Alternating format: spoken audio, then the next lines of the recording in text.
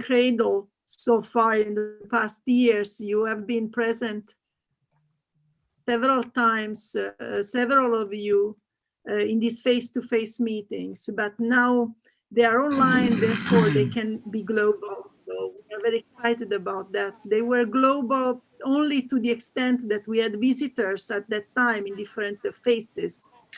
And then the other innovation is that it is distributed on 2 Finnish universities, my university in Tampere and Yrjö in Helsinki.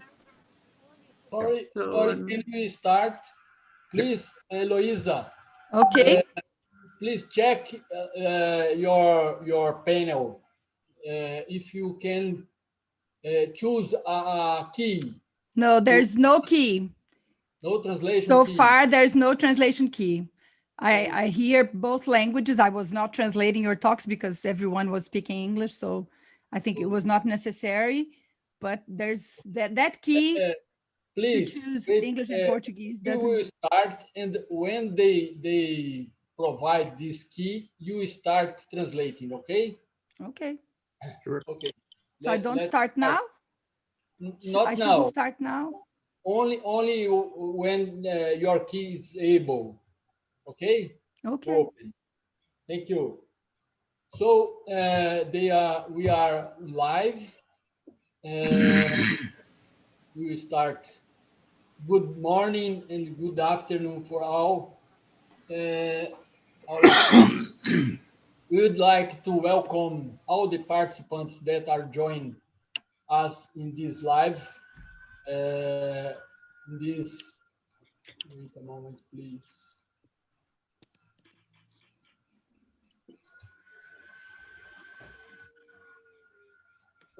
Live through YouTube and Zoom to the 75 FórumAT Forum Work Accident entitled Contribution of Formative Intervention in Cultural Historical Activity Theory in the Context of Contemporary Work.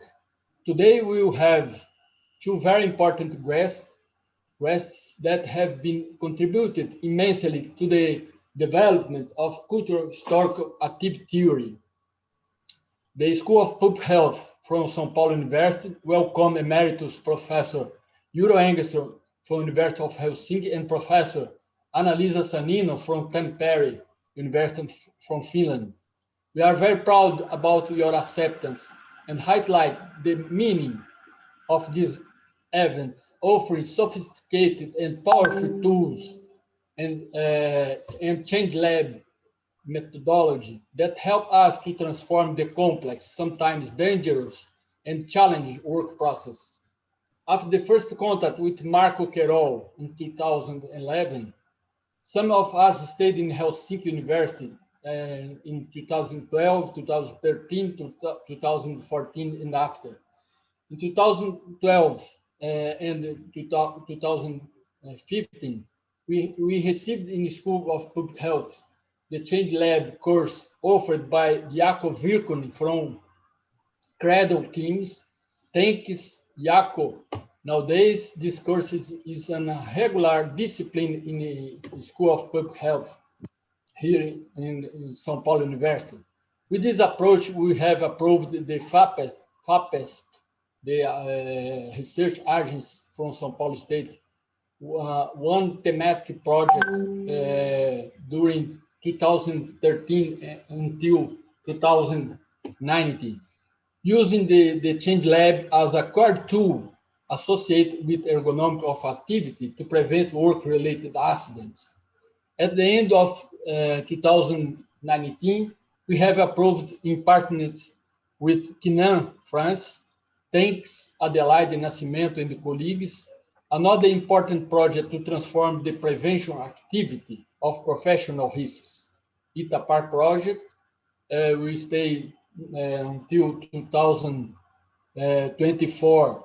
And again, the chat and Change Lab methodology and the ergonomic of activity will guide our efforts.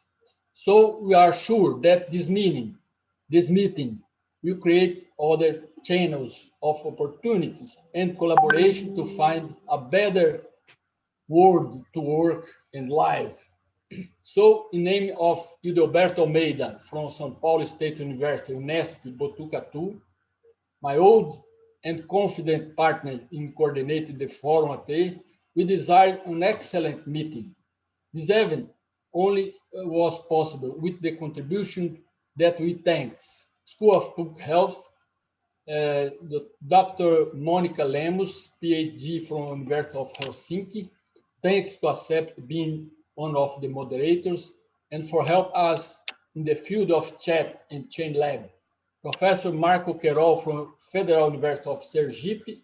Without Querol, our journey, I mentioned before, was impossible. Thanks for everyday cooperation and tutoring the Change Lab efforts here in Brazil.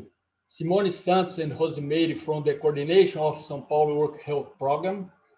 FAPESP, the foundation, state foundation of São Paulo State, for funding the 2 thematic projects. The Public Minister of Labor for supporting the Deep Alliance. Professor Raoni Rocha from Federal University of Itajubá, Ergonomic of Activity blog. Thanks, Raoni. The organizers of this meeting, Professor Manuela Gomes Reis Lopes from Federal University of Amapá. Thanks for the careful task of organizing this meeting. The same for Sandra Beltran, School of Public Health, William Alves and Amanda Macaya from Environment, Health and Sustainability Association, ASAS, Mara Takahashi from School of Medicine, Botucatu, and Luciana Morgado from School of Public Health. Thanks, Leni and Adolfo from the School of Public Health, the informatics sector. Thanks, Heloísa Vilela, she is my sister, for the translation, the speech to Portuguese. To start the game, I invite Professor Simone Diniz, other enthusiastic follower of Chat and Change Lab. She is the Vice Director of School of Public Health. Please, Simone, could you welcome the panelists and start the game? Thank you very much. Thank you very much, Rodolfo. Good morning, everybody. It's an incredible pleasure and honor for the School of Public Health to receive our guests. And I hope that in the future, we can work more closely as we have very much to collaborate. I hope that we can master these tools and can work remotely in this to make our collaboration closer. We have very much to collaborate. So I was asked to first introduce our guests. If there is someone here who is not familiar to them, because you both are our theoretical references. So Annalisa Sannino is a professor at the Faculty of Education and Culture. She also serves as the director of the doctoral program on education and society. She is a leader of the research group RESET, Research Engagement for Sustainable and Equitable Transformation, which develops and brings into use conceptual tools and interventionist methodologies from cultural historical activity theory to foster collective analysis of major societal challenges in close collaboration with stakeholders and practitioners. Yrjö Engeström is working as a professor on adult education and is a director of the Center for Research on Activity, Development and Learning, CRADO, in the University of Helsinki. He is also Professor Emeritus of Communication at University of California, San Diego, and he applies and develops cultural historic activity theory as a framework in studies of transformation and learning processes in work activities and organizations. And he is also known for the theory of expansive learning and for the interventionist methodology of developmental work research. So I would like to take these opportunities also to thank Rodolfo, Amanda, and the whole group for introducing me to the Change Lab and to introducing this to our research team, who got very enthusiastic, and they take part of all the activities and courses that the Rodolfo's group now deal with. So, and also I'd like very much to thank Yrjö and Annalisa and the colleagues for inviting me for the new interactions, such as my participation in the Yrjö conference. That was extremely exciting to have the opportunity to share with other colleagues our concerns and methodology, which led to the publication of the paper that Yrjö recently shared with us for this issue of the medical teacher about changed laboratory in maternity care. It has raised a great amount of interest. We have another paper on the other service. We are in touch with them to work about sustainability issues. And I would like to tell you also that myself and Amanda and others, we are trying to have a change lab in the administrative part of the School of Public Health. And our last adventure is, and we have to work a lot for this, is that we are starting to think how to put together a gender analysis of using cultural historic activity theory. And we are very excited with this new adventure to think not only about maternity care, but broadly on sexual and reproductive health issues. So with these words, and with my heart full of energy and hope for what we can do together, I would invite you for starting our new presentation. So our next one. Thank you, Professor Diniz. It's a pleasure. Thank you, Yrjö. Thank you, Annalisa, again. Thank you also, Rodolfo, for inviting. It's a double pleasure as a colleagues and personal friends, Yrjö and Annalisa. So first, we will have your talks with questions that we have prepared, and then we will have a small break because of the simultaneous translation, and then we go to the questions from the public. Okay, so let's start because people are very anxious. Professor Sannino and Professor Engeström, could you tell us a little bit more about the importance of cultural historic activity theory and formative interventions for solving societal problems?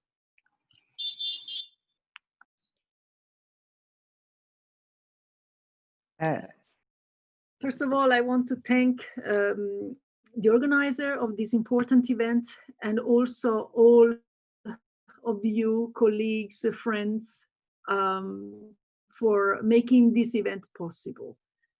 This is a privilege for me to be part of your network, and also it's a privilege for me to be able to share my thoughts with you today. I do share my enthusiasm with Simone's introduction, because I would really like that events like that are becoming more numerous now that we don't have to take very, very heavy travel to reach one another destinations. So it's probably much better that we stay safe at home, but we still keep our minds busy and work together on these important issues we have on our tables. So about the first question, what is the importance of cultural historical activity theory and formative interventions for solving current societal problems? I think that today we are facing very, very important turning point in the history of the humankind, actually. And this theoretical framework and its related methodological framework become even more important than they have been before, simply because they are not only an exercise for intellectuals to reflect on the world, but they are also ways for researchers to engage with the world. And this directly feeds into the development of the theory. But this is done through the participatory dynamics with stakeholders and important actors, and on specific objects that become very crucial today. So I think as it will be coming out of this conversation today, I've been particularly focusing on poverty and homelessness in particular, and it is not an accident. I wanted to tackle a problem which is of global scope, and at the same time, which has a very pressing urgency to be solved. And at the same time, I wanted to pick up an area of inquiry that would also challenge the status of the theory and the status of the methodological tools we have available today. We have come to know about the cultural historical activity theory as a way to address the complexity of the world that we inhabit and the complexity of these dynamics, a way to embrace the dialectics of these dynamics in a participatory manner. But it is a different story now that we are aiming at addressing issues so broad and so urgent such as this. It really, the theory needs a push toward that, and that this push is something that we call a fourth generation of cultural historical activity theory. And this means that everything that comes with it, the change laboratory method, for instance, must also be developed, and everything has to happen at the same time. Theory development, methodological development, way to involve much more actors than ever before in the history of the use of the change laboratory, in across the sectors, across organizations, beyond institutional sectors, reaching out to social movements, for instance. So here we have the answer from me, which cannot be otherwise than a partial one. In short, I would say that we need cultural historical activity theory more than ever before. We need these methods more than before, but at the same time, we are challenged by the way we want to use them, and we need to engage them today. So indeed, this is important, and hopefully we can make it. But one condition to this is that we really bring all our resources across the globe together. So while we are doing this, while these events like this one today multiply, to me, this means that we feed into the importance of this theoretical and methodological approach by building a global movement of engaged research, building on cultural historical activity theory. Briefly, I would like to just add a little bit that in terms of understanding our own theoretical legacy, I think that we're also at the moment in a point when certain concepts and certain ideas need to be re-examined and sharpened.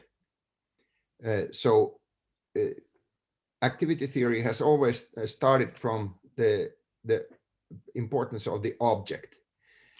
And now we are facing much more complex and let's say difficult to grasp objects than ever before. They might be called runaway objects, or as we recently called them, fateful objects. The objects that have extremely serious consequences and very widespreading impact. Annalisa already mentioned poverty and homelessness. when we could include such issues as the whole range of phenomena connected to the climate change or global health, including pandemics, etc. But these need to be somehow framed that they can be actually dealt with. And in other words, the objects become larger and more complex, but at the same time, we should not see them as completely abstract or beyond reach. To find the right kind of level, a right kind of scope is extremely important. And as Annalisa already mentioned, this means that you have to bring together quite heterogeneous activity systems around these objects.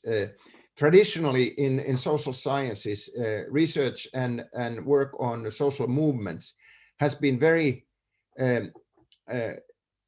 remote from work on, let's say,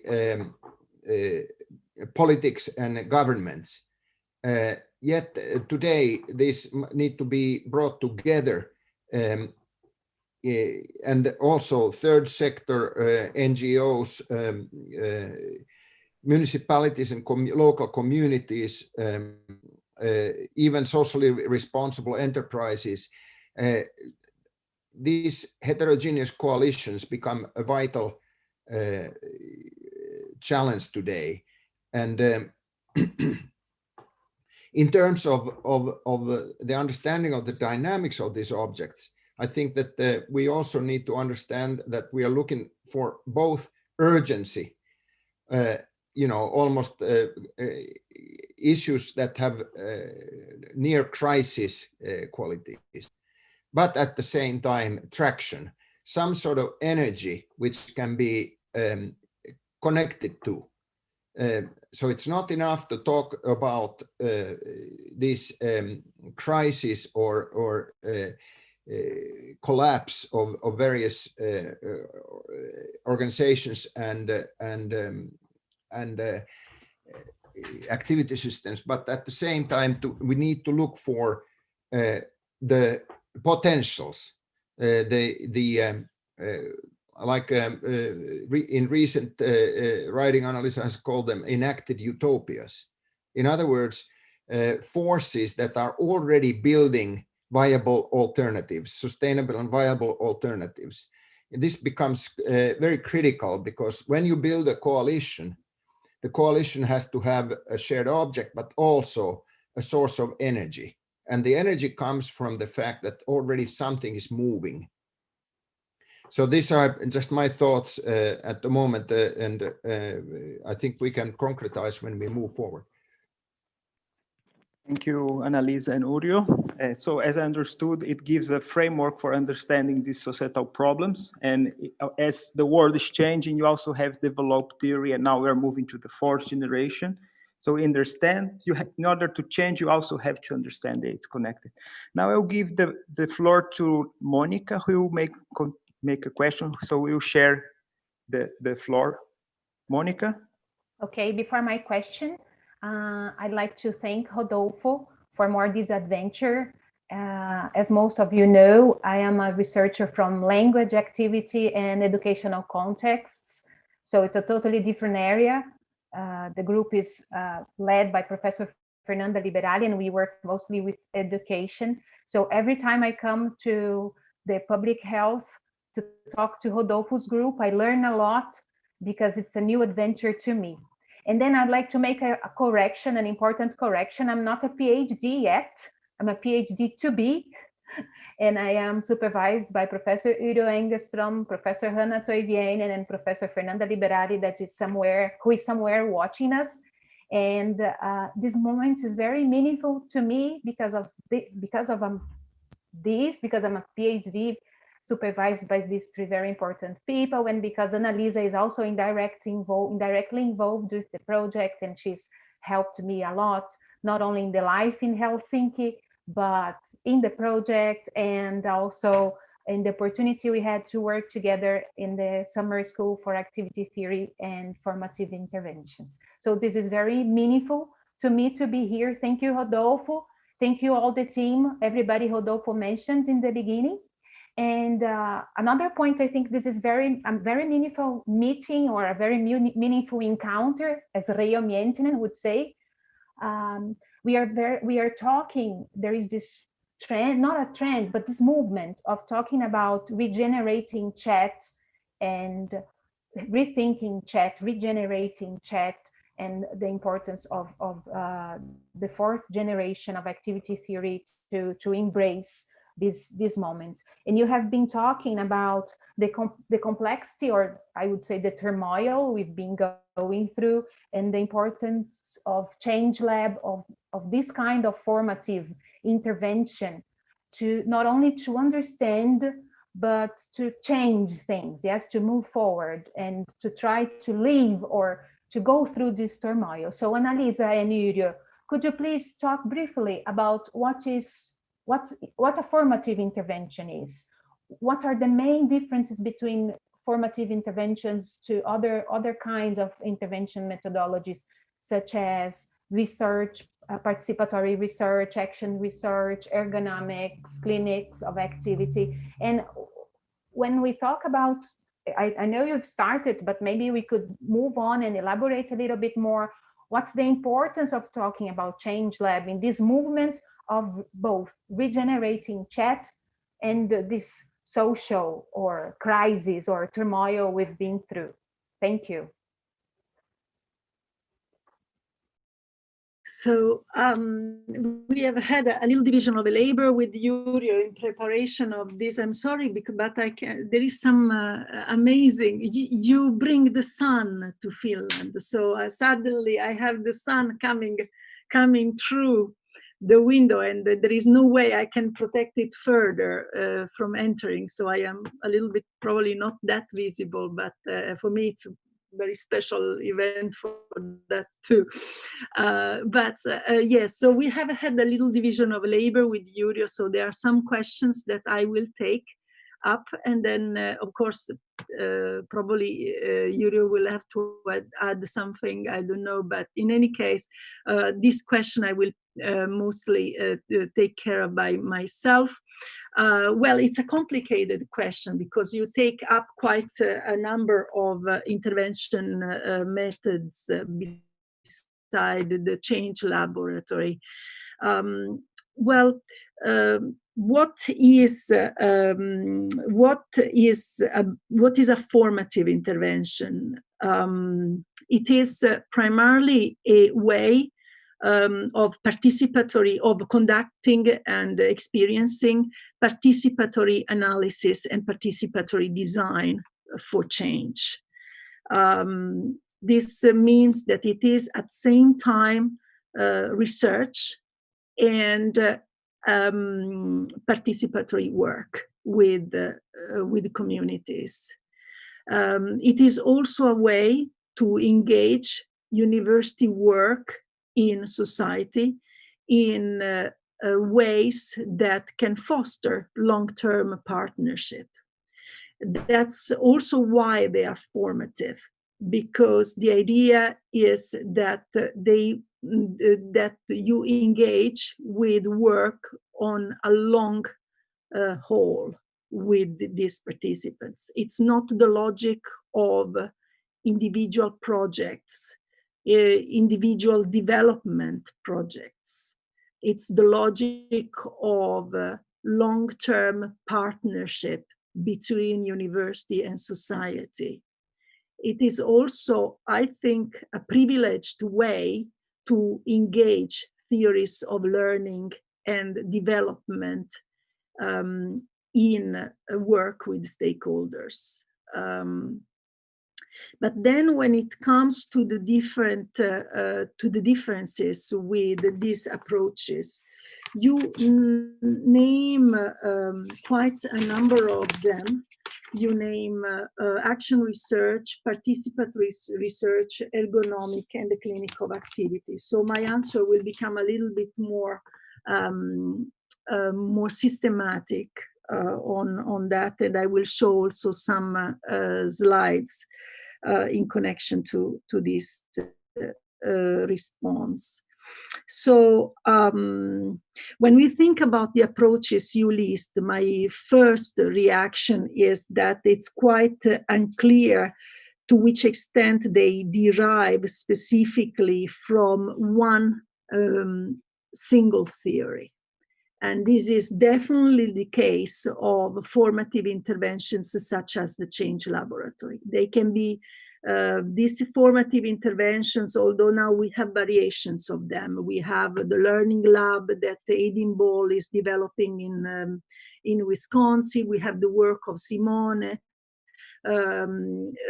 which she is developing based on a version of the change laboratory that becomes something else, but it's still a formative intervention. We have many other instances of these variations of the same idea of formative intervention, all inspired by and developed on the basis of cultural historical activity theory. So you have this link, which is very strong between one theory and then a method that becomes a different type of adaptation in different contexts and for different purposes. Well, I'm not sure that all the other, to which extent all the other approaches you are listing can actually can actually be compared to that. In that respect, I think that formative interventions, and in particular the change laboratory, are quite distinctive within the frame of interventions that we can find in different disciplinary approaches. But I will go a little bit more in depth with some slides. One way that with my own students, I find quite useful to think about the differences with the different approaches is to use the four field that I have generated on the basis of the commentary that Jim Greeno gives in the design special issue in the Journal of Learning, in the Journal of the Learning Sciences 2016, in which also Monica is involved as an author. And he doesn't present this as a four field, but I don't know if you can see. Yes, you now can see it. With my students in my own classes on intervention methods, I am comparing different intervention methods with the help of the four field. So Greeno has developed this quadrant based, is presenting it as a quadrant without designing the quadrant, but we can think about interventions with the help of this four field, and to which extent they have a high concern for improving technology and practice, and at the same time a high concern for improving fundamental understanding. I think that the change laboratory is probably one of these methods that can be put straight right here in the middle of this quadrant. And it is rather debatable whether you can put the other ones exactly in the same spot as the change laboratory among those that I am covering in this specific teaching with my students, design experiments, randomized control trials, and action research. I can share this slide and the others if you wish to. In particular, I would like to, oh, sorry, this is not meant to be, this is part of something else. I also would like to talk about a little bit about the distinction between action research and change laboratory, because this is particularly what you mentioned in your question. Well, typically, the action research does not mobilize theoretical knowledge, neither aims at theory building in the same way as the change laboratory does. At least in recent developments, post-Levinian developments, because it was completely a different story when action research was the very term of action research was coined by Kurt Lewin. Then the connection between a specific theory that was formulated around these notions of freezing, unfreezing, and refreezing, then was much clearer, much more explicit, much clearer. But after Levin, it is quite questionable what happened to the identity, the theoretical identity of action research. It is even rather questionable whether there is any longer a specific theory behind action research, as it was the case when Kurt Lewin was involved. But then I would like to also mention one more thing. This is about the comparison between change laboratory and the clinic of activity, which has been part of my own work in the past, and it is very, very still something that I am extremely interested in. I am presenting here a table that is taken from this article that was published in 2011. And here I make the comparison between the change laboratory and two other intervention methods, but in particular to respond to your question, Monica, I am talking about the clinic of activity, obviously.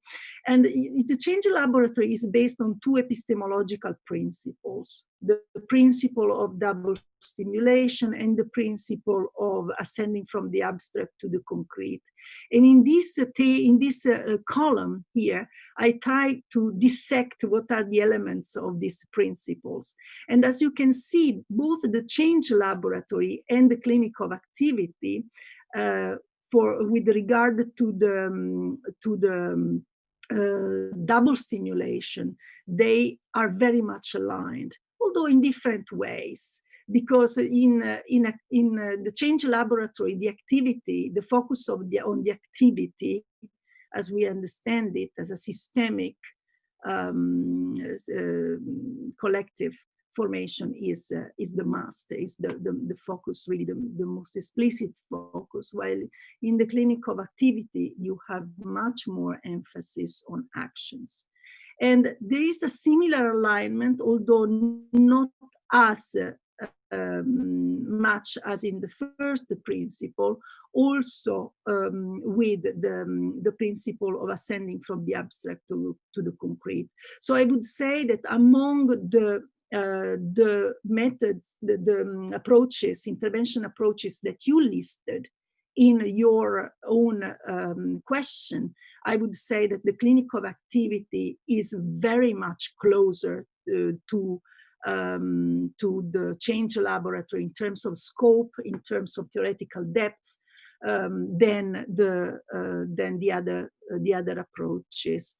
But still, we have to recognize that they are different, and they are probably even meant for different purposes. But this is still, to an extent, something to be debated, discussed in very much depth with the colleagues, especially in Paris, something that I very much look forward.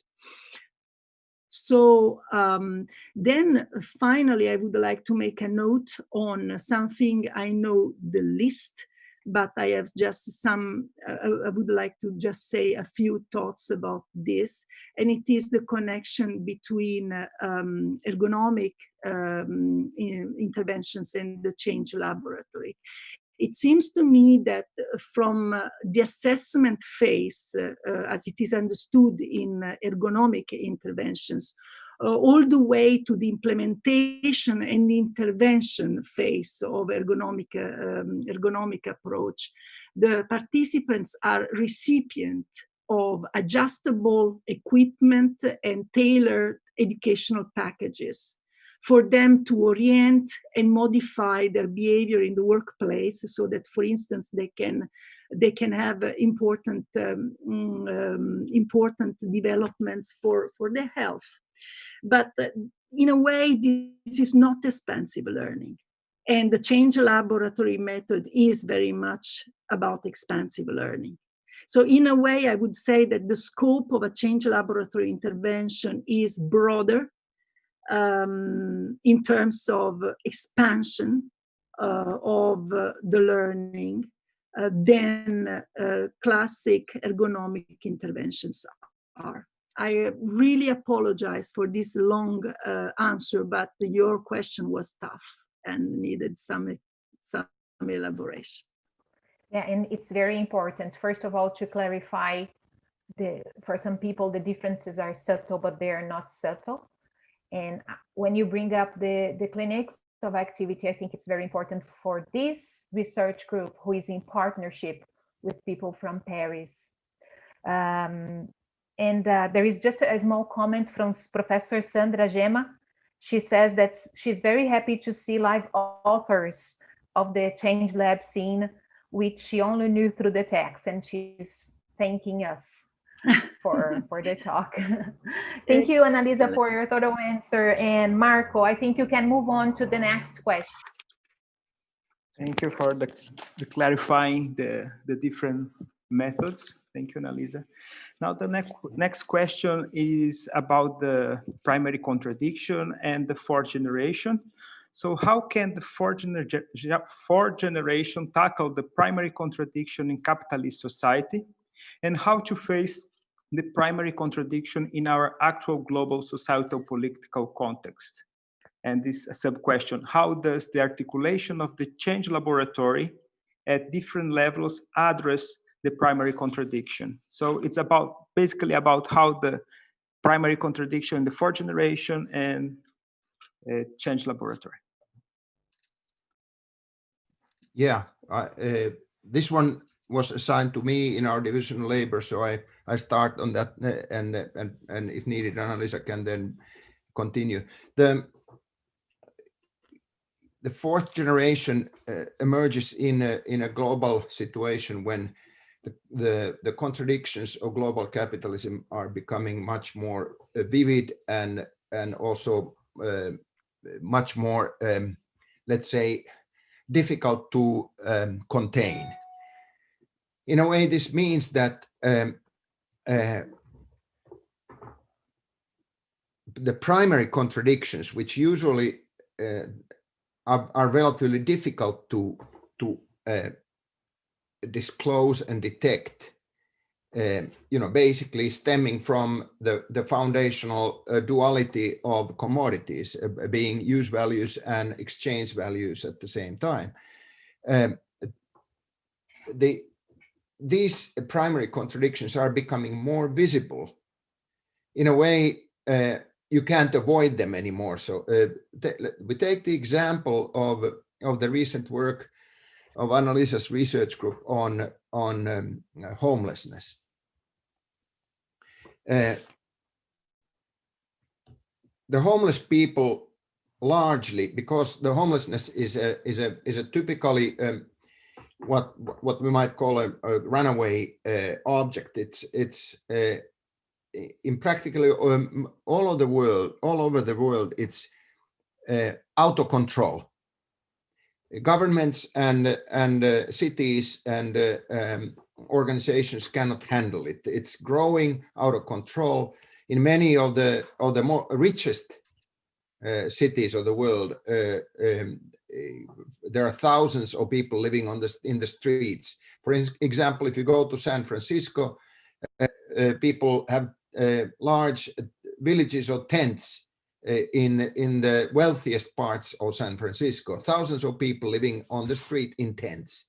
And now the same thing in European capitals.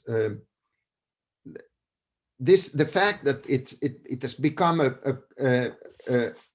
an object that is very difficult to master makes it rather clear that this contradiction is sharpened. So there are a lot of politicians and people who basically would like to call the homeless people human trash, human waste. And that's an extreme expression of let's say, an exchange value orientation to homelessness, where homelessness is seen basically only as a expenditure, as something that governments unwillingly have to put money into just to cover it up, to keep the streets at least tolerably free of the homeless. So it becomes an expenditure in human trash. And on the other hand, then you have the principle of housing first, which not only says that the homeless people are human beings with human dignity and human potential, but also that giving them a home is a very good investment.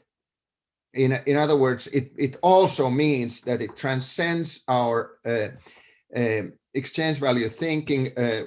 Finnish long-term program of combating homelessness, it's been shown that giving a rental agreement to a homeless person in the average saves 15,000 euros per year in other expenditures, and it's a very good investment.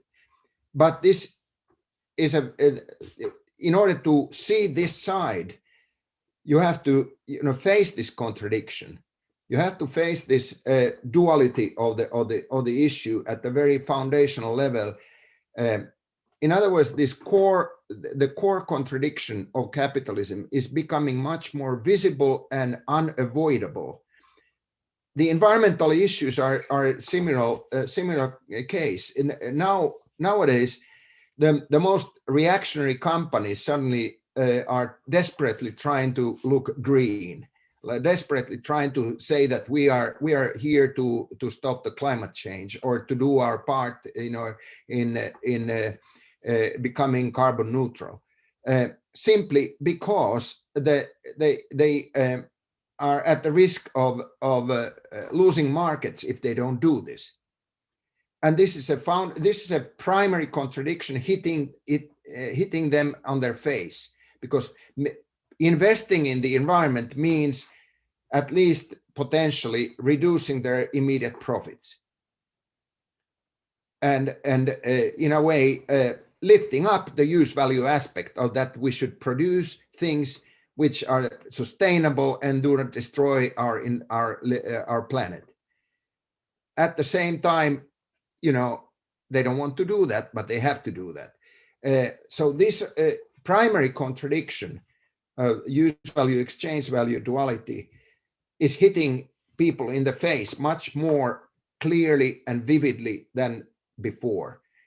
So in my opinion, it has become easier to talk about the primary contradictions in change laboratories than ever before. In the past, if you started to talk to medical doctors or medical experts about the primary contradiction, namely that, are you doing your work in order to make money or to save people's lives? It was very uncomfortable. It's very, very uncomfortable. But now, if you look at the COVID-19, guess how much money the companies which are so-called developing the new vaccination are making, just by promising that we have the new vaccination in the making. They're making billions. In the United States, the new wave of billionaires comes from companies which claim to be developing the COVID vaccine. At the same time, there is a large number of activists who say, this is too serious to become a source of quick money. There's a huge moral indignation against this becoming rich by COVID. So it's hitting people in the face. It is easier to identify and analyze. Of course, it doesn't mean that it's less contentious and less hot potato. It makes people very angry also if you start talking about who is benefiting. But that is the situation now, so we need to find ways to articulate and bring to the table these foundational contradictions without turning it into a shouting match. We don't want to become another electoral debate between Trump and Biden. That's not what the change laboratory should be. So the risk is that because these are now so much more visible and available, these primary contradictions, that they also become more divisive. So how to find ways to show that they can also be transcended in a positive way. This is the big challenge.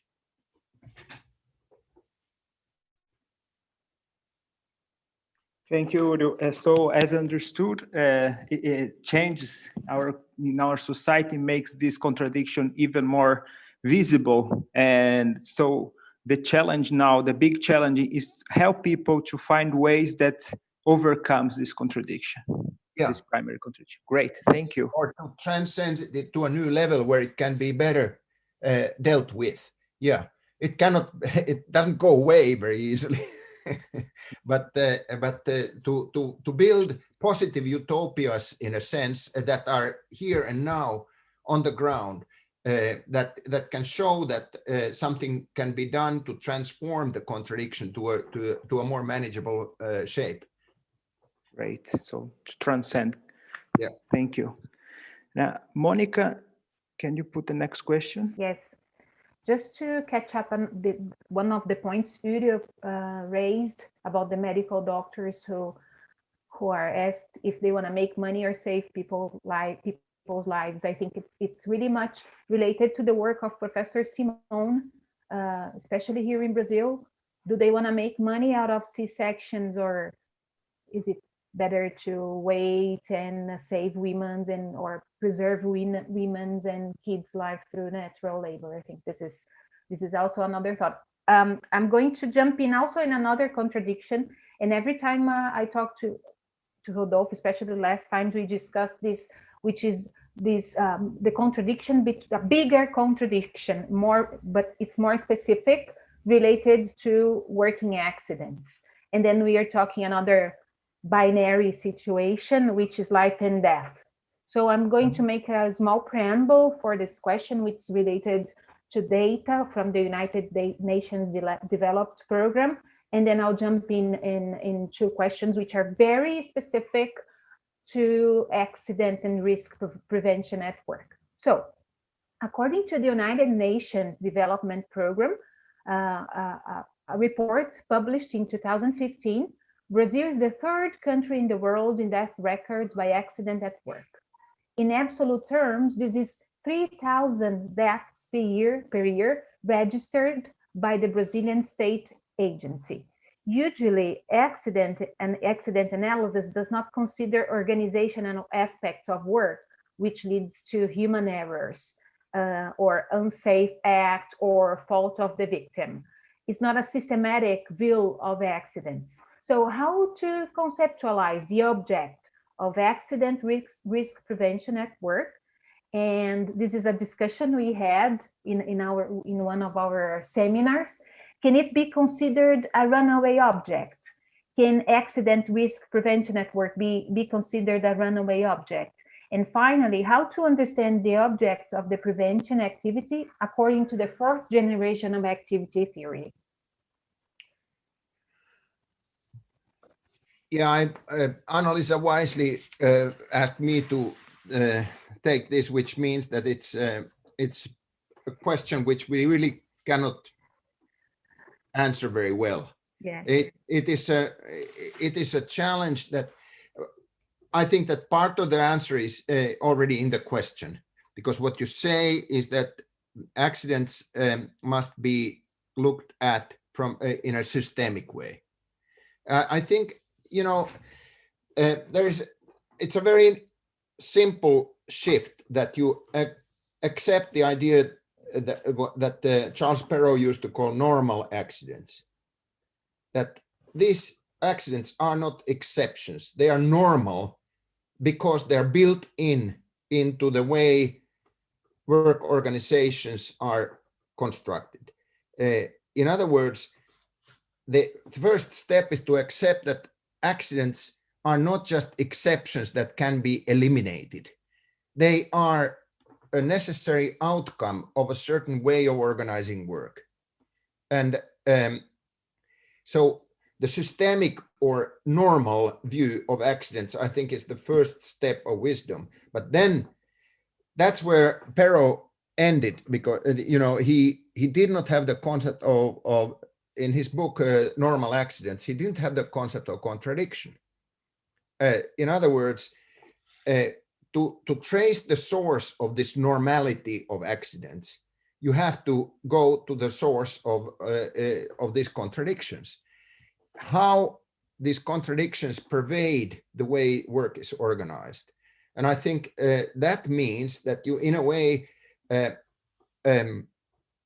start looking at accidents as a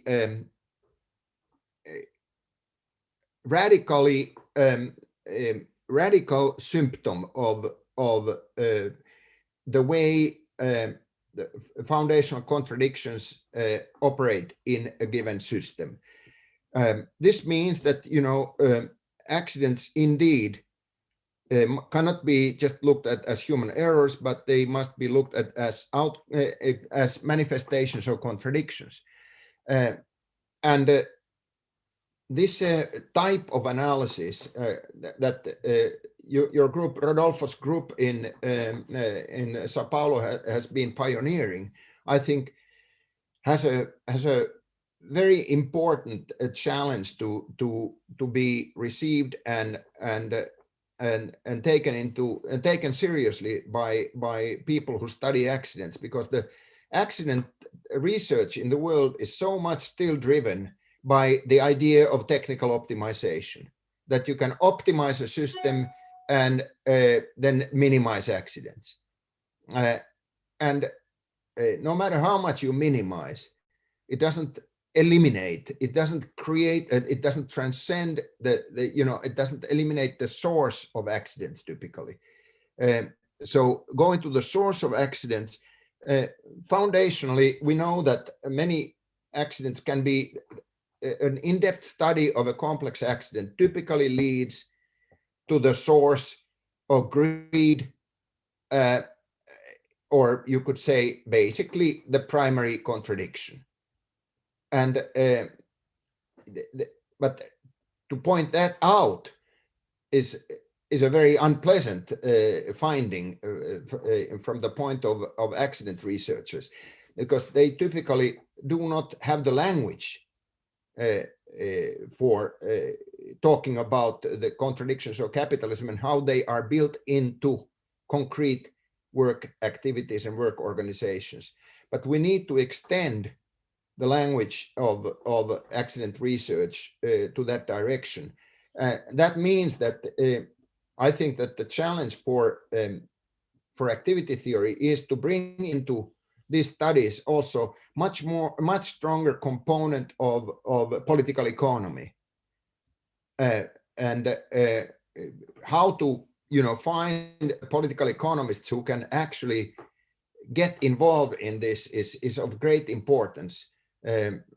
I don't know if I'm actually very curious to hear if you in Brazil have been able to involve some political economists in this type of studies, because I think that it's very rare at the moment, unfortunately. Maybe so, Rodolfo, I can't answer what the object is. I know that the object is it's not only technical, and it's not only psychological. It is also a political economic object that we need to conceptualize. Okay, Rodolfo, would you like to jump in to answer about the political economists, sorry. Yeah, yes, I agree with Engeström. I think this is a demonstration that this kind of prevention is a runaway object, because nobody have the total control. The state has no control. The unions have no control. The economists have no control. This is a diffuse problem in the society. So I agree, and it's very, very nice answer. Thank you very much. Thank you. And I also would like to add the ones that are they're invisible accidents, like the amount of depression and psychological problems and emotional loads, mostly due to pandemia, especially, well, it's very biased by my field, but at schools nowadays, to the amount of work everybody has. And yes, this is not considered by the ones who are regulating the laws or running the systems, right? So it seems we need a break now, because Eloisa needs to rest a little bit before she comes back to the second round. She will have another accident. Yes, otherwise we will have a emotional load for our interpreter. So let's have a 10-minute break, okay, guys? So we come back. 5. 5? Is it okay for you, Eloisa? 5 minutes? It's okay. Only Pipi. Only 5 minutes? Yeah. Yes? Eloisa, Okay. do you agree? Do you agree? No. Just say, Eloisa, yes or no? Okay. So she's the boss. Okay. So now it's 10:20 in my clock. So we come back 10:25. So we can drink a coffee. Okay, guys. We are back. Thank you. Thank you all.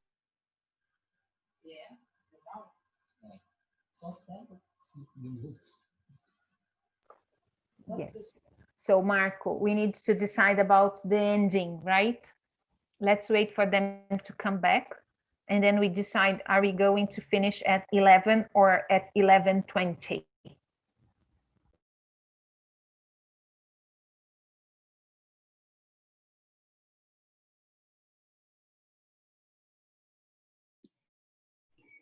Se eles puderem ficar até mais tarde, seria ótimo, né?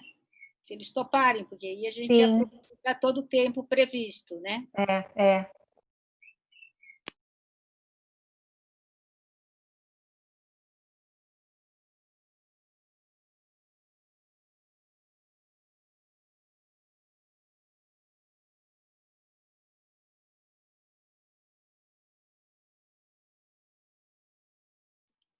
Marcos, eu conversei com a Jamília esses dias.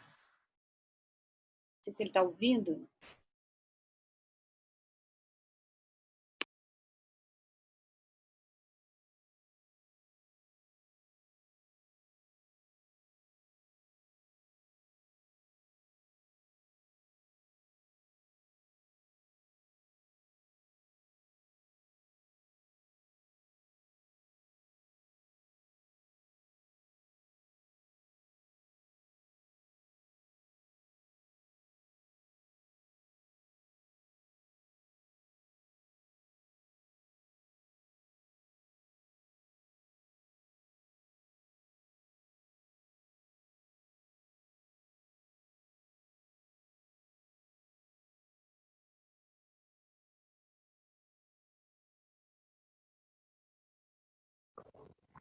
Gente, recebi uma mensagem que quem está no Zoom ou no YouTube está ouvindo a Heloísa no intervalo.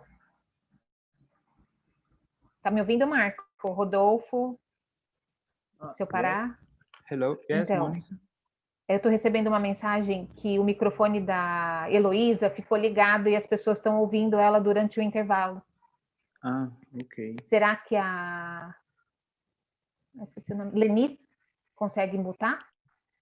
Eu vou passar uma mensagem para ela. Ah, tá bom, Rodolfo. Ok, agradecida. Ok. Licença, vou mutar o microfone dela. Ah, Tá bem. obrigado.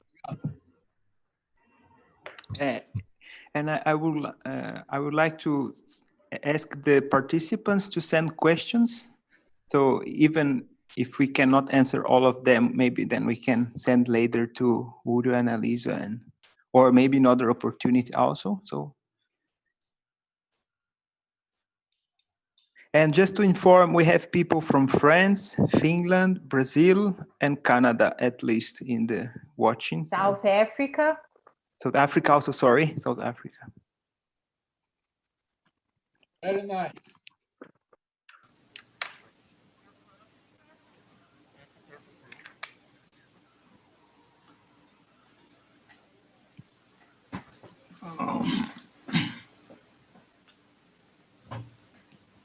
Good, good, good. Welcome for everybody.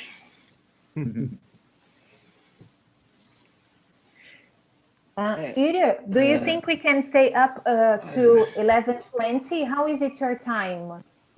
To extend 20 minutes? No yeah, problem. because we started 20 minutes late. Yeah, Would yeah. it be too bad for you? No, we are okay. Okay, thank you. Our son is on his own somewhere, you know. It's impossible to control him anyway. He's a runaway object now. Okay, thanks. Very nice. Thank you. He just turned 15 and it's very painful.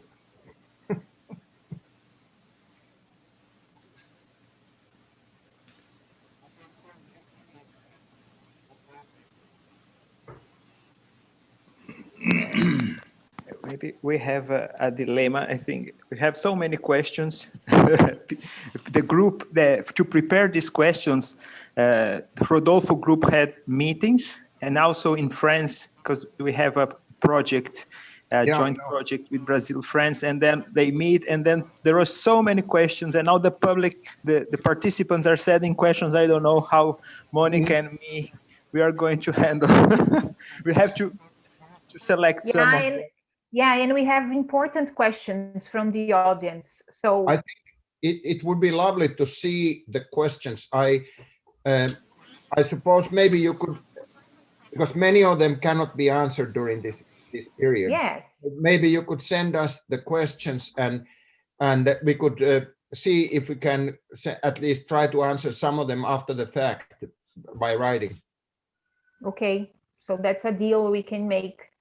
Yeah, I don't know how well we can do it, but at least we could try. Yes. And I think there are a couple of questions, Marco, that are related to the flow of the talk. So maybe they are easier to answer than the ones the groups elaborated. We can think about it. But I know that you know, usually we learn most from these questions. So it's very important. Okay. Good. So Marco, what about you make the next question that was prepared, and then we move on to the audience questions. Good. Yes. Okay. Great. So it's time to come back, right? Yeah. Just to say that there was a participant saying that there is a participant from United States also. So we missed. So Monica. Sim.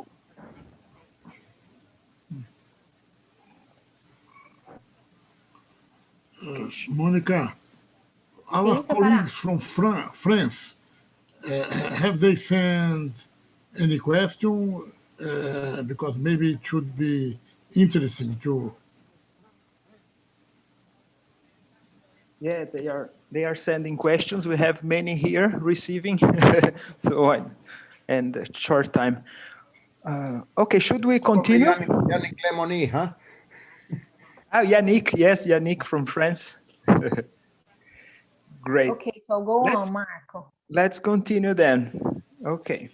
So as we mentioned, here in Brazil, we had a project, we work with work accidents and work prevention, and a recent project funded by FAPESP this year was try to develop the activity of work accident prevention. And in the project, we try to deal with activities at different levels. We have what we call macro levels that are more political, that make the rules. We have the meso level that are those regulatory activities like the public ministry, let's say the labor inspection, and the micro level that are the actual activity in which the accident take place, and workers every day try to avoid it. So one question from the group is how to conceptualize these macro, meso, and meso using activity theory. And another question related to this is considering the figure of cycle of expensive learning in the article that Annalisa and Yrjö you have published. You have a cycle with many, a figure with many cycles, with the intertwined cycles. Presented in this article. Is it so that the different learning cycles necessary to deal with runaway objects could be considered different levels of intervention? So these many cycles you have in the figure, are they different interventions? Could you? Yeah, I think this question is very pertinent. They can indeed be at different levels. So the prime example is the work of Annalisa's project on homelessness, where there were 3 change laboratories, partly running in parallel. One was at the level of a single housing unit for formerly homeless youngsters, where it was really what you would call the micro level, because they were dealing directly with the homeless people, trying to provide, make sure that they can be that they are rehabilitated, and at the same time that their human rights are protected. But then the second level was a city, in this case the city of Tampere, where all the different actors, both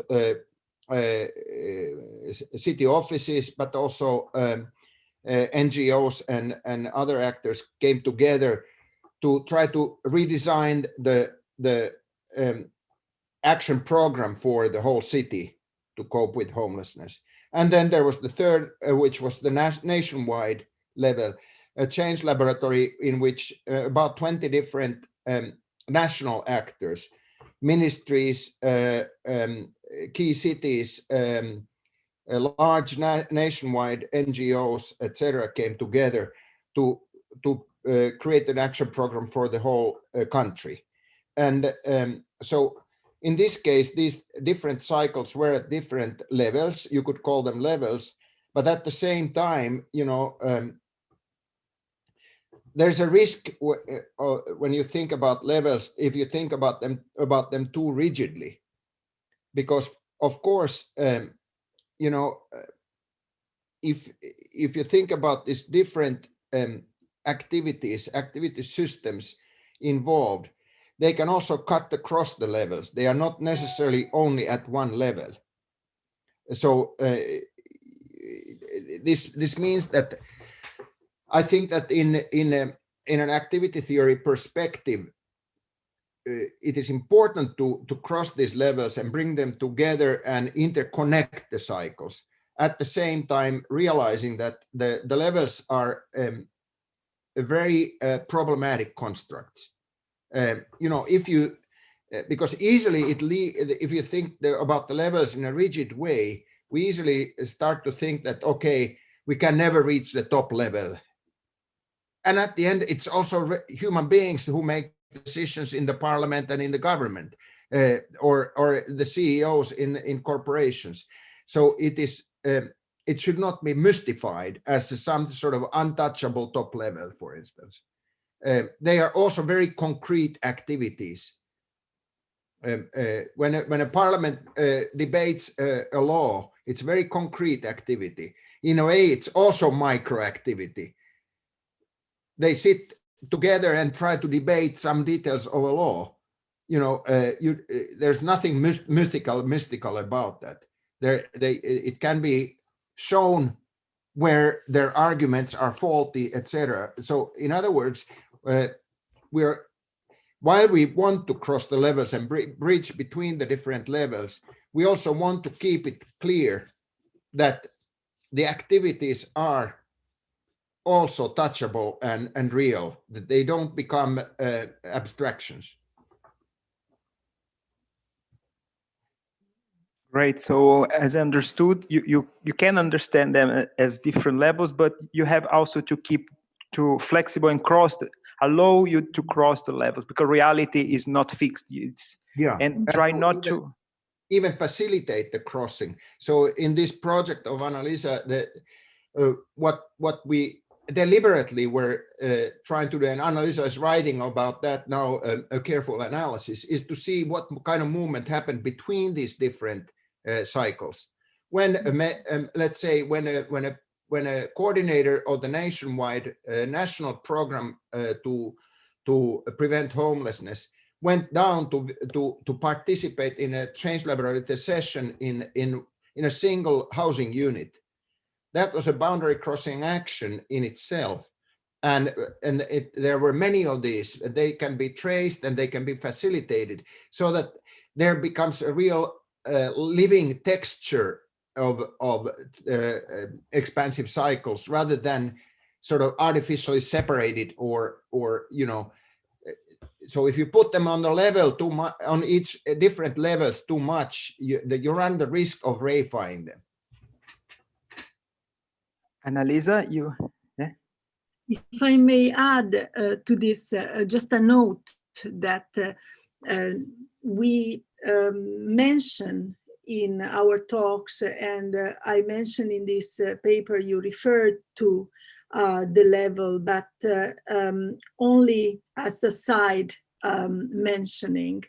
In fact, the interconnecting cycles are actually posited as a possible unit of analysis for fourth generation activity theory that is under consideration, which means that while in the third generation we had interconnected systems of activity, in the fourth generation we see fruitful to look into the interconnected dynamics of expansive learning cycles, which does not mean that we drop the activity systems.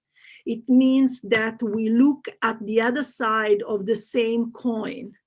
So far in the generation of activity theories that we know, we have looked into primarily the systemic level. To a great extent, in the unit of analysis has emphasized the relational dynamics.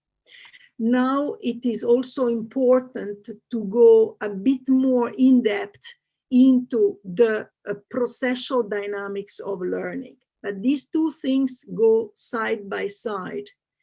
What I am working on at the moment, looking at these three interconnected change laboratories, is to try to reconstruct the cycles that were put in shape or supported with the help of these three change laboratories, and see how they intersect. This is what we wish to present as a possible analysis of fourth generation. So the levels are important, but only as a, I would say, logistic device, because the aim of this project was to contribute to something very specific, to wipe out homelessness from Finland.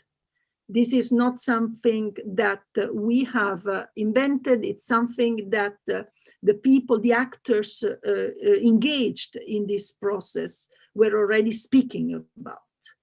But then we realized that if you do a change lab only in one housing unit, no matter how authoritative and important it is, this specific housing unit to generate other changes, in reality, it's too limited. So it was necessarily, from a very practical point of view, to add the city level and the national level.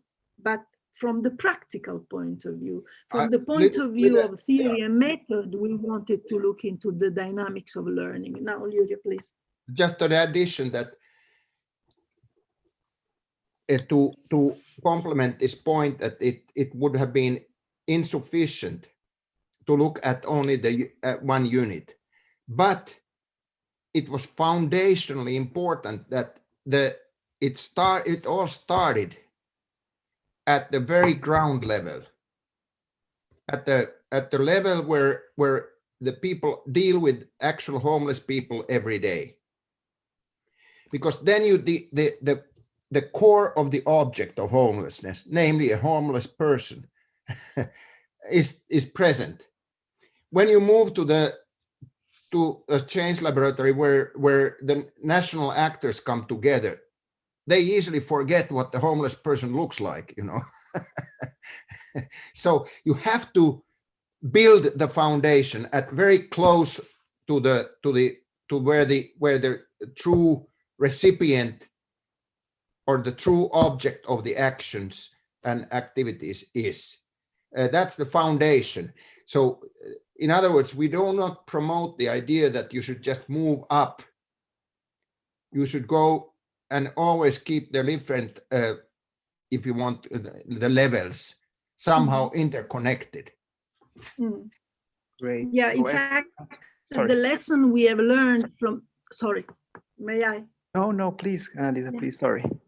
In fact, the lesson we have learned from these 3 change laboratories in homelessness is that if you want to do something of that kind, and you need a starting point, always start as close as possible to the object. And in this case, what were the object? The homeless people were the object.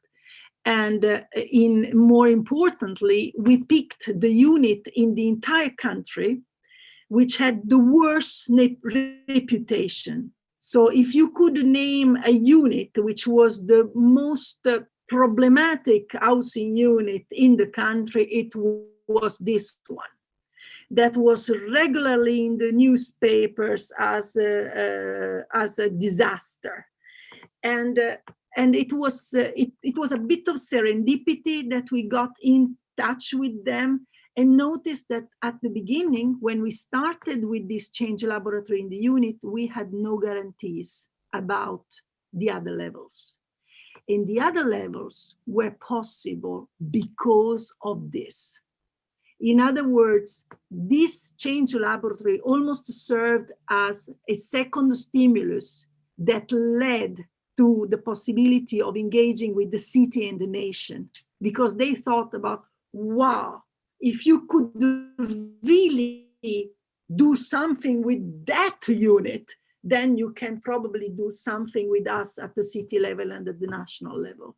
But at the beginning, the city and the national level, which we had also approached, didn't pay too much attention to us. The important thing is not to get discouraged. Sorry. Great. I like very much this advice. So I will just sum up because it's so important. Follow the object. This is the beginning and this is the focus, as I understood. This is the key. That's where the energy comes from. Good. Great. Thank you, Annalisa. Thank you, Yrjö. Now, Monica, do you have?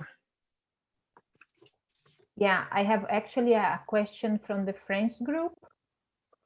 And Yannick Clemoni is saying hi to Yrjö and Annalisa. So just to introduce the question, I'll summarize. Actually, as you have the document, the question is quite long. I'll try to summarize it, okay? So we can move on with the answer. So we like to discuss the notion of heterogeneous coalitions of actors presented in Sannino's article 2020. Methodologically, how does the progressive construction of a heterogeneous coalition take place? And then there is, I'm not going to answer the other part that Annalisa and Yrjö has because it seems to me it's quite somehow the answer for the question.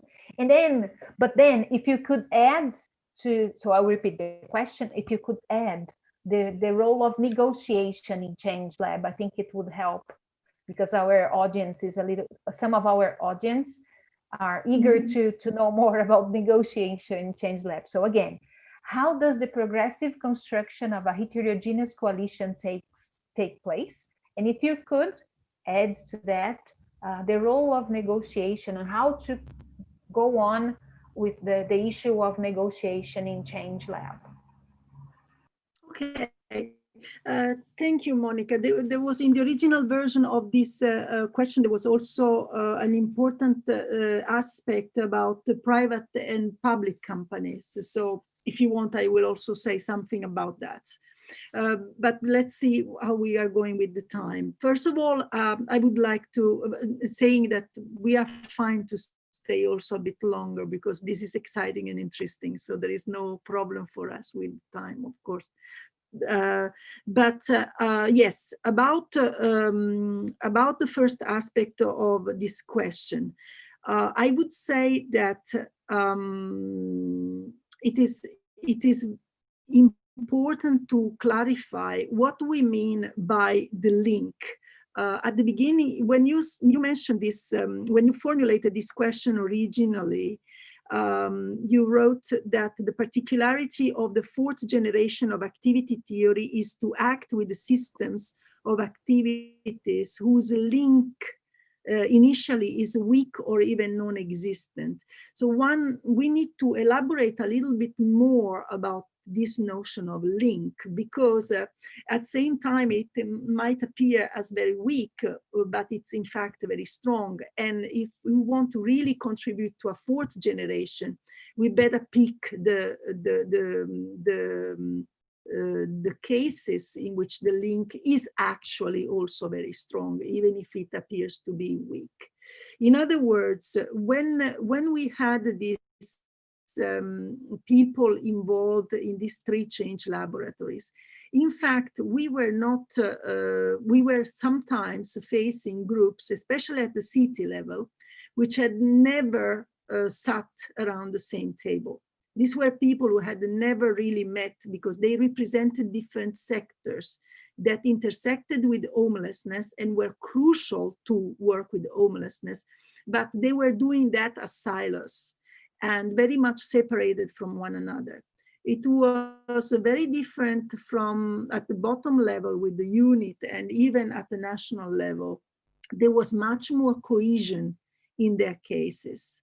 But so it looked like, especially at the city level, that the link between the people was very, very weak in order to establish a coalition. But in fact, even at the city level, the link was very strong. And what made the link very strong was this commitment, even if they had their work like in a silos at the city level in different sectors, they were very committed to the same idea of eradicating homelessness. So this was what really linked them. And this was why they were selected. Not everybody from this particular NGOs or sectors could come. They were selected because it was identified that these are extremely committed actors representing this particular sector. So you need again follow the object. You need again to detect this commitment. I have been saying several times in different talks and in different contexts that the fourth generation activity theorists must become hunters of enacted utopias, seeing where is the engagement, where the heart of people is. And if there is enough momentum among some groups to pursue something important, and especially if these groups have a strong history. We have not picked up housing first in Finland because it was simply interesting. We have picked it up also because this is an initiative with a strong history since 2008, which, however, now was undergoing some crisis. By the way, I would like also to add that this, from the outside, from the media, would appear as something that is going fantastic. In fact, the Finnish Housing First for eradicating homelessness is recognized as a great solution for homelessness. At the same time, this is now a moment of great crisis. So these coalitions, they also undergo extremely heavy periods of crisis. And it is the task of activity theorists and change laboratory interventionists to be ready there as solid partners in a long run to support these coalitions, to move forward and perhaps even to expand further. So this is how I feel that you don't start from scratch at the level of motivating people to the very idea of, for instance, eradicating homelessness or wiping out the accidents in workplaces. You cannot do this with our tools. It's impossible. You need to join an already existing momentum.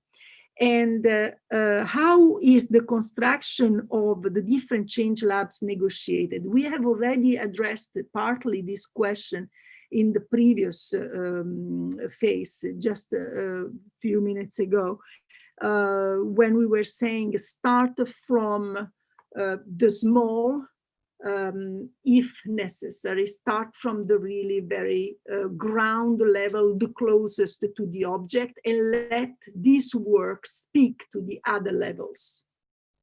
This is one important recommendation that I would like to give. Then also apply systematically the principle of double stimulation to design your interventions so that the ground level, what you do at the ground level, will then be moved to the other levels in a very formative manner so that they can pick up on this movement. So it was for us very illuminating to see that people who were resistant at the city level and national level became then very interested when they saw the results of the change laboratory in the housing unit. But this was possible because we brought these results to them. We said that we have this idea of expanding this work. Would you like to give us a little bit of your time? We would like to talk to you. And we brought some slides that served as mirror materials. And this was when, in both cases, at the city and the national level, they said, you know what? And I am repeating verbatim, we need you. And that was the shift. So we think that these two components for the negotiation is very important. Start from as close as possible to the essence, to the object, close to the object, and then implement the principle of double stimulation to support this development of negotiations across the levels. Yrjö. Little addition. I have also something else to say. Okay. Sorry. Which I think is also important to note that also people can become second stimuli, because in this first site, particularly two people, a young woman who had become the leader of that housing unit, her name is Elina, and a guy who had a very tough background, probably has been a drug addict and homeless person in his youth, but now works as a work coach in the same housing unit. His name is Aki. They became people who themselves sort of embodied the accomplishment or transformation in that first housing unit. And we could safely send them almost to anywhere, and people would become very enthusiastic because they were like living second stimuli that, wow, something can actually be transformed. So if you find such practitioners at the ground level, they are worth a million pounds of gold, you know. Yes, definitely. And then one other element I would like to add is that in this process of building negotiations, you need allies. And you need allies that count. This work was in a field that we had never researched before. We knew in 2017, when we started this process, we knew nothing about that. But we turned to a senior advisor who was already retired from the Ministry of Environment, that happened to be a schoolmate of both Yrjö and Yrjö, and knows everything in this field, and has devoted his entire career to this field. And he became our advisor from day one. He told us to whom to turn, what critical points were ahead of us, what we needed to be careful about. Before meetings, we consulted him and said, I know this guy is unpleasant. If you want to do what you aim, you can't do without him. He must become your friend. He must become your partner. So without this guy, we would have not been able to do it. So these are some elements about how to build negotiations of that kind. I'm sure that Rodolfo knows all about this, because he has been a long time in this business, and he has this big network of connections. That's very, very valuable, because in a way you need to gain some sort of a entrance, and the entrance requires some sort of experience and trust. So this guy was the Mr. Homelessness of Finland. So people trusted him. Great. Okay, yeah, so somehow we need to know everyone in the coalition, especially the key persons, right? To summarize, you need to be able to, to identify them, because they need to be with you. Yeah. Rodolfo, would you like to comment something? Oh, thank you. I agree. It's very important to map the persons. It's a challenge, because without the negotiation, sometimes it's impossible to in some cases to go to the field. So a company, for example, I need to start negotiating with the boss, but I have no information about key persons, about the problems, so it's like a paradox of initial negotiation. How to enter in the field without the permission of the boss. Without this permission, we have no informations, key informations about the problems, about this environment work process at all. So we have, I think, some questions about negotiation, because for us it's a very crucial moment. It's not a point, only a moment, but it's a long process of negotiation. We have a start point. It's we have using some mirror data, some double stimulation method to talk with the boss. For example, in one case, we take the mission of the company and show to them, please talk with us what you think about this mission. Do you do you meet these results? A beautiful mission. It's a very interesting negotiation, because if you start to talk about change lab, nobody knows change lab, and we start creating some strategies, how to negotiate, how to start negotiating. It's a very, very important point, especially in authoritarian environment like Brazilian. The boss, they believe only the boss can project, design, work process. It's an exclusive attribute, task of the managers. Not nobody here. It's impossible to the workers, direct workers, have to obey the boss only, not talk. It's a culture aspect of Brazilian, and I think other authoritarian environments. So thank you. Okay, thank you, Rodolfo. Thank you, Annalisa. Yrjö, I like very much the idea of hunters of utopia.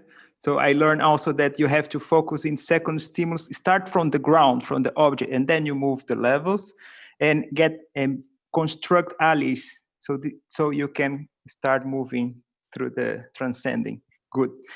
We have planned the event until 11 o'clock, and I would like to ask you, Annalisa and Yrjö, if we can stand 20 minutes, because so interesting and we have so many questions. Okay, thank you very much.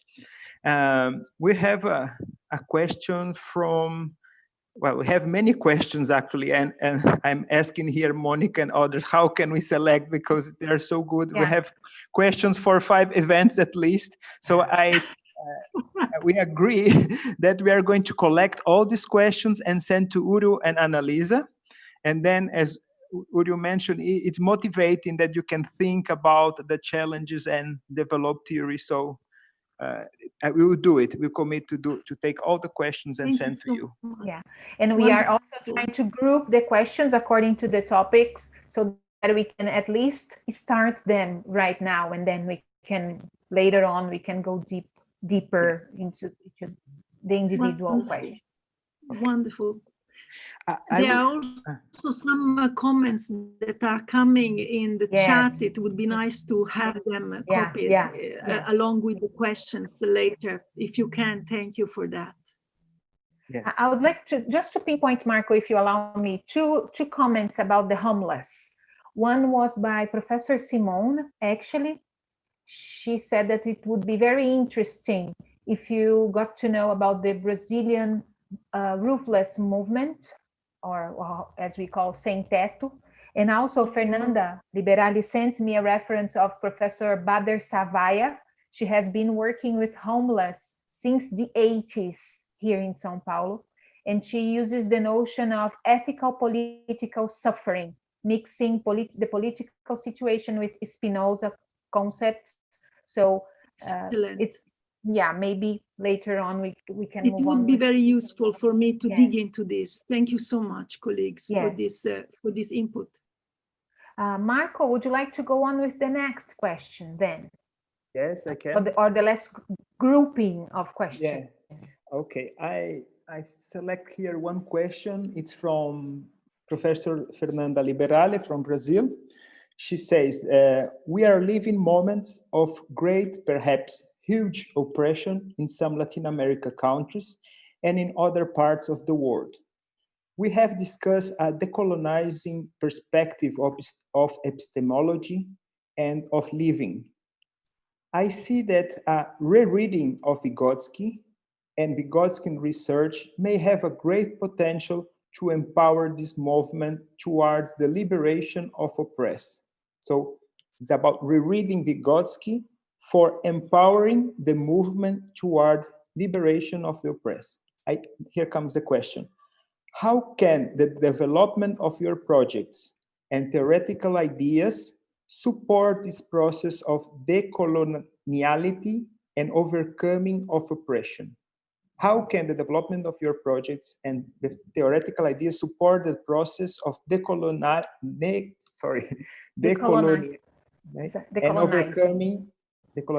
and overcoming of oppression?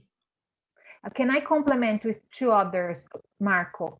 Yes, please. One by Maria Cecília Camargo Magalhães, Cissa.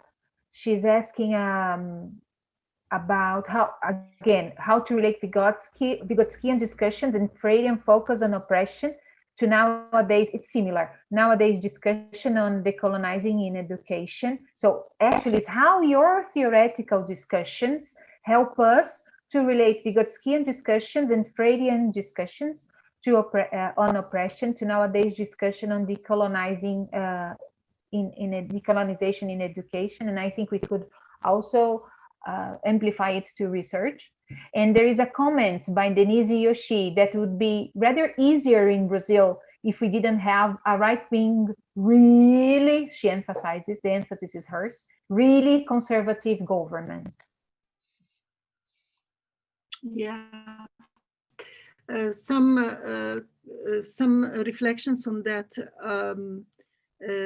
In some respects, the change laboratory work in particular has been always a decolonizing approach, understood in broad terms.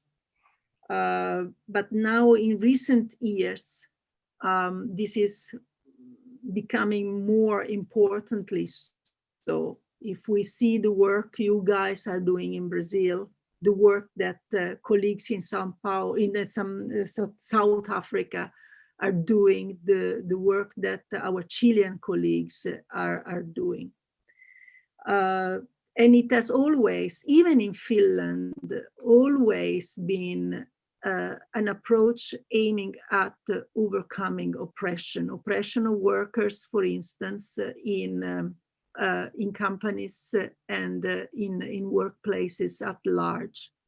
But as Fernanda mentioned in her formulation of the question, the times we are living are much more engaging than ever before. But we are also more ready to take this challenge.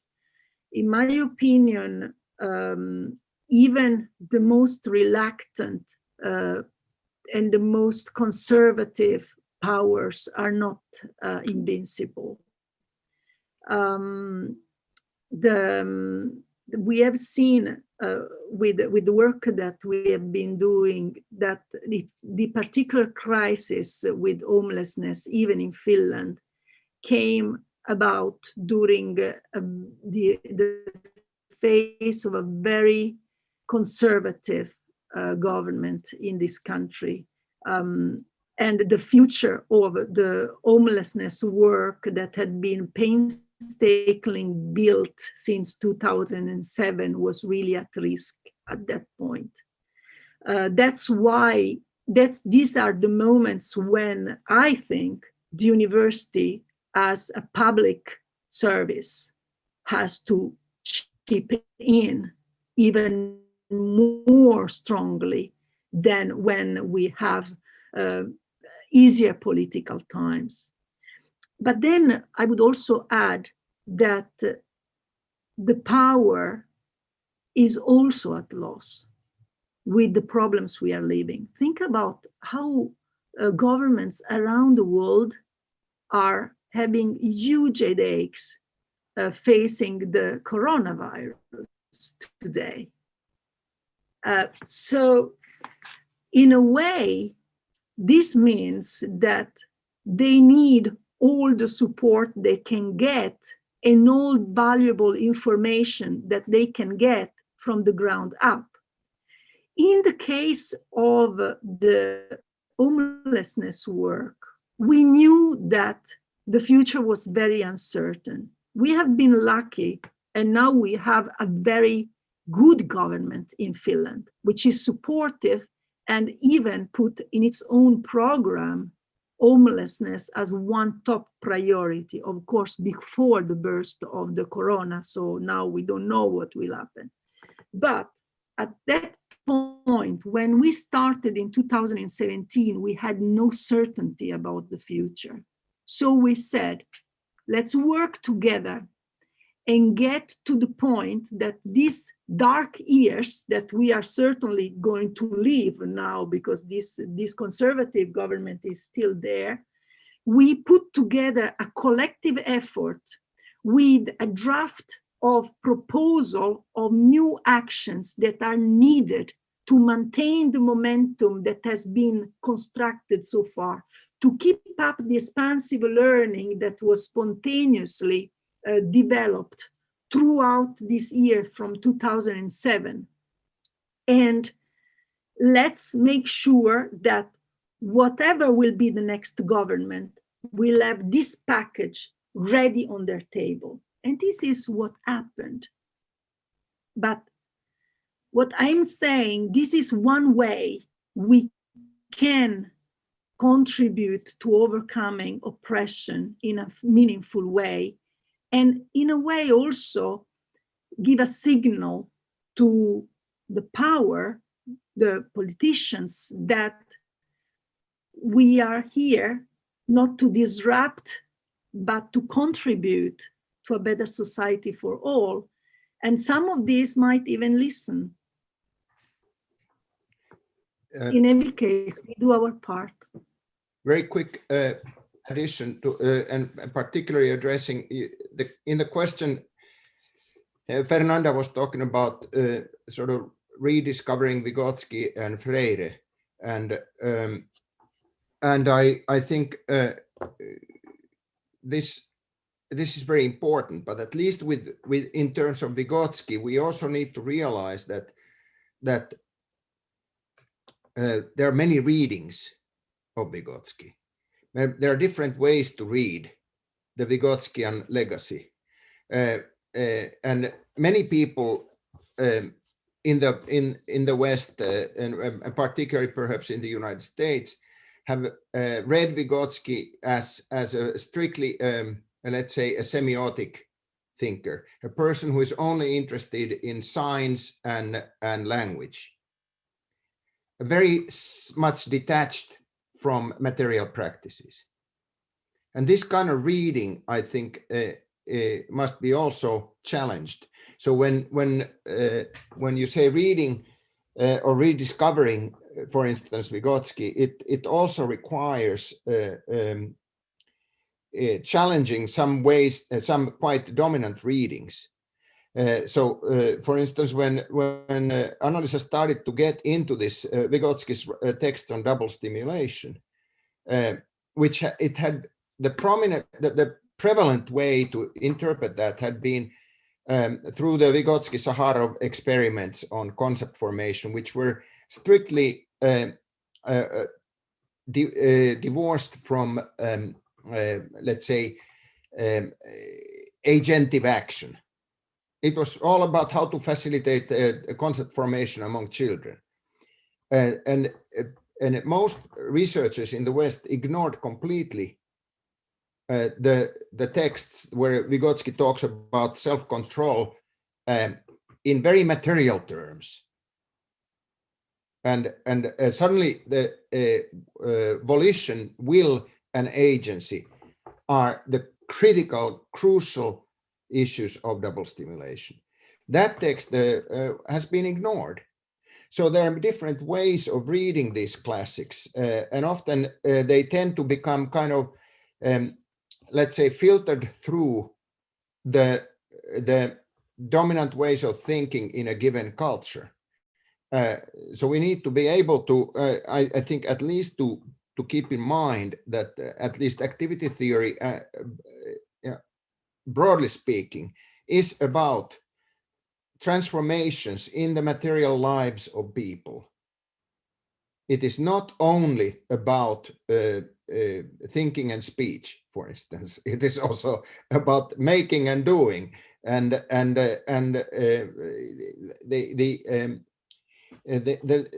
so I'm kind of calling for, I'm joining very much with Fernanda's quest here that we need to rediscover and put into use these classic ideas and texts. At the same time, we should be quite much aware that there are readings which tend to, in my opinion, water down or almost you know, disempower these texts. Okay. Thank you, Marco. No, thank you. Thank you very much. It was. I think we have the time is. I would like to. We are talking here with Monica if we ask another question or not, because the time has moved. It's a dilemma. So. But we've decided that we are going to send you the questions because we have 8 minutes left and we need to close the event. There are other information we would like to share. So there are questions about contradictions. There are questions about your notion of utopia. There are comments about high level in administration. There is a question by Cissa Magalhães again about the role of Davidov in your work and in this regenerating notion of chat, or in the 4th generation of activity theory. So there are lots of questions and we are getting them. So everybody who is watching us, we are going to send all your questions to Yrjö and Annalisa, and they are going to provide the answers. And then we are here discussing in our group if they are going to be placed in the channel, in the forum, Acidente de Trabalho channel. Yes, Yrjö. You said they are going to provide the answers. Let's say. No, I'm sorry. They're going to try to provide some. Are you planning our next 2 months work?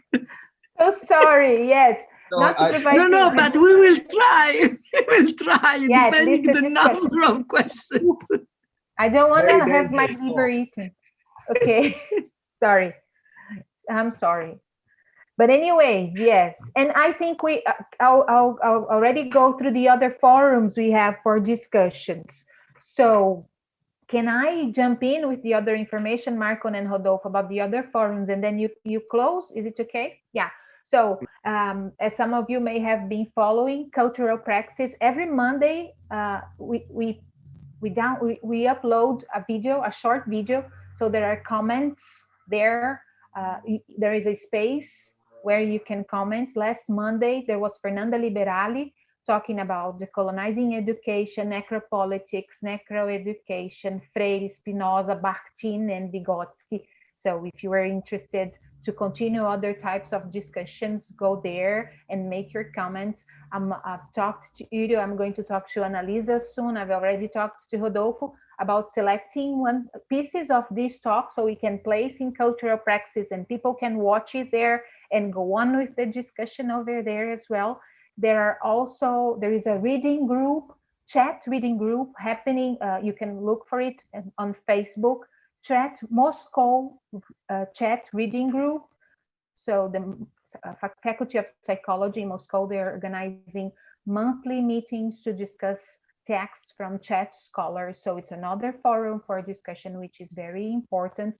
And I'd like Annalisa, please, if you could talk about the seminars you were developing. Yes, so this is probably you can see what I'm sharing here. And so this is a series of seminars that we are running between Tampere University and University of Helsinki. You all are welcome to take part, and please also circulate the information if you see that other colleagues might be interested. I will give you you can find on this page also the registration for each event. The first one will be on the 29th of October. The only requirement for participation is that you register. So you will be then receiving the information about the seminar and the link to the seminar Zoom And then I will probably try now to add to our chat the address where you can find this page, okay? So let's see if I manage. Chat, and then to everybody, should be this. Thank you. Yes, thank you so much.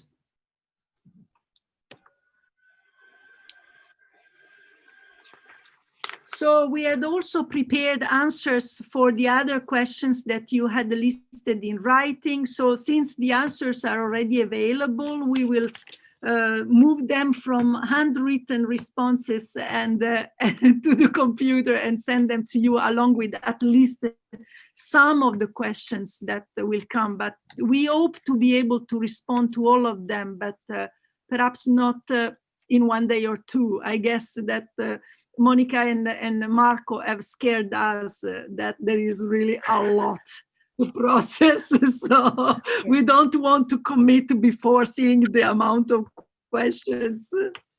And one little question, I noticed that in the chat, some of these questions are in Portuguese. If possible, it would be useful because neither one of us knows Portuguese. If you could give if there are important questions in Portuguese only, if you could provide a brief English version. Sure. Yeah. Sure. So, final words. Thank you very much for these wonderful moments. We need more of this, you know? Absolutely. Thank you, Simone. It has been very, very interesting. So, thank you, Rodolfo. Thank you, team. Thank you, Yrjö and Annalisa. Thank you for all the audience, Fernanda, Cisa, people from everywhere around everywhere around the globe. Thank you so much. So Rodolfo and Marco, Yrjö and Annalisa, I think you should give us some final words. Well, I really found that this was very exciting. I've been really looking forward to this event. I think that as we go through this pandemic period, we feel pretty much